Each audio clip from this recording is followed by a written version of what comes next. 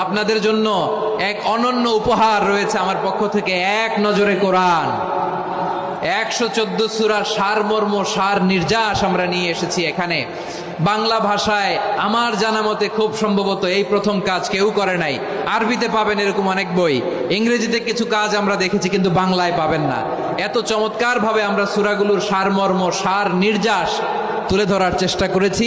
5 পৃষ্ঠায় আপনি জেনে যাবেন এই সূরার সেন্ট্রাল থিম কি।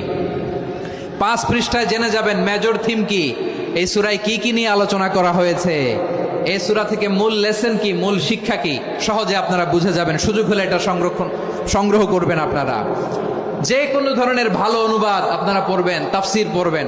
আমরা কোরআনময় করতে চাই। খতম কোরআনে রমাদানের 1 খতম দেওয়ার একটা সহজ পদ্ধতি হচ্ছে রমাদানের প্রতি নামাজের পরে 4 পৃষ্ঠা। প্রতি নামাজের পরে কয় পৃষ্ঠা?